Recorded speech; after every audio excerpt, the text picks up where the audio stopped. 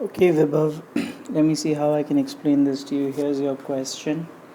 On a carrom board, a white coin strikes another white coin and comes to a halt.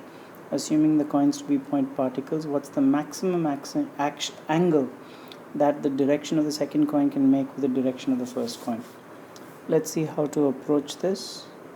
So let's assume that the x direction, is the direction of the original coin.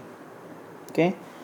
So the initial and the second coin, of course, is stationary. So the total initial momentum is equal to the total initial momentum of coin 1 plus total initial momentum of coin 2.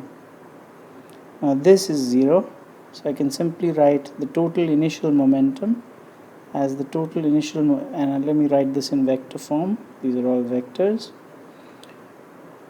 So the total initial momentum is simply equal to pi1 in the x direction I plus pi1 in the y direction j. Now we know that the first coin is moving in the x direction, and we call that x by definition. So the y component is 0. So note that the total initial momentum is only in the x direction. Okay, this is what happens initially before the collision. Now what happens after the collision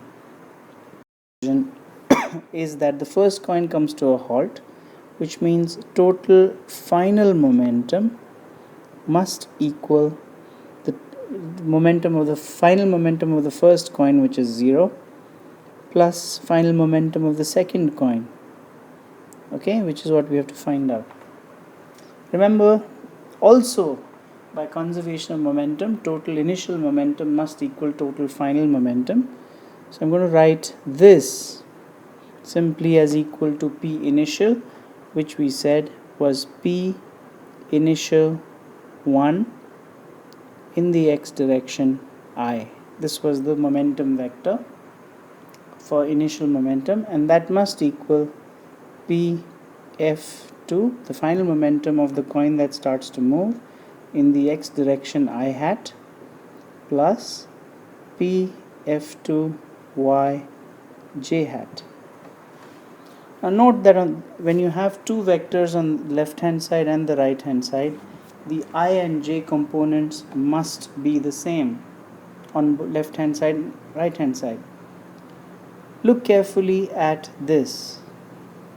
This has only an I component, no j component, which means that this must be 0, and therefore the final momentum of the second coin must also point along the x direction. Hence the angle between the direction of the second coin and the direction of the first coin must be 0. I hope this is clear.